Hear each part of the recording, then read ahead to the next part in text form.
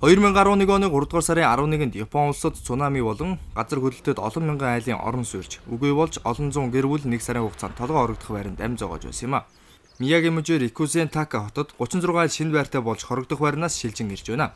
Эдгээр хүмүүсээс гадна 1800 гэр бүл одоогоор хорогдох байранд амьдарч байгаа юм а. Хорогдох байранд амьдарч байгаа японочдын хувьд шинэ байртай болох хаз нэгийг харьцах 52% шанстай болоод байна. Миягимужи цунами болон газар хөдлөлтөд хамгийн их хохирол амсаж 25 мянган хүний амнаас алдаж хэдэн 10 мянган хүн орон гэргөө болсон юм а. Шинэ байр хүлээн авсан гэр бүлүүд баасан гарагт зарим нь түлхүүрээ хүлээн авч зарим нь бям гарагийн өглөө эрт гэртээ нүгэн иржээ.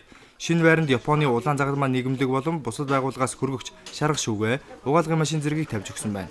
Байр хүлээж авсан гэр бүлийн гишүүд энэ байранда 2 жил амьдарна гэж ярьж байна. Тэдэнд төлөөлгөө өгсөн байр нь урд нь өөрсдийн амьдарч байсан шиг гэр бүлийн ур амьсгалаас арай өөр юм. Энэ талаар 80 настай Сасаки Суга ярьж байна. Яг л таавар шиг юм болж байна. Энэ бол мөрөөдөл. Хэдийгээр бид баяртай байгаа ч гэсэн ойр хавийг хөрс сэргэлдээ байсан миний үеийн олон найз нөхдөө алдсандаа бид харамсаж байна. Үүнийг бодохоор энийг гэхээр нэг л болохгүй. Би ирээдүйд юу болохыг тааж мэдэхгүй байна. Гэхдээ би өөдрөг үзэлтэй байхыг хичээж байгаа. Ирэх 2 жилийн дотор жижигхэн байшин барина гэж бодож байгаа.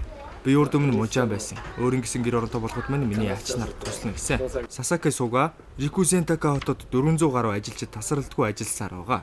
Өдөрт бараг 10 байшин барихаар шахалтанд олон ажиллаж байгаа гэж ярьж байна.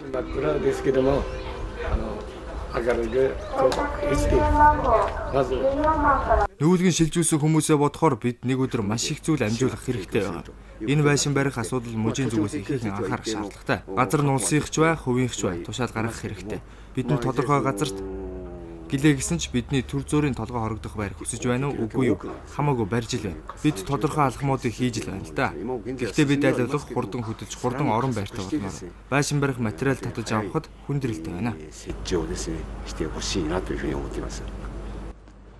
Өнгөрсөн нямгарагт Японы ерөнхий сайд Наота Кан байгалийн гамшиг болсон мужид ирж хүмүүстэй уулзсан аль болох тэдэнд тусалж их зүйл хийхээ амлажээ.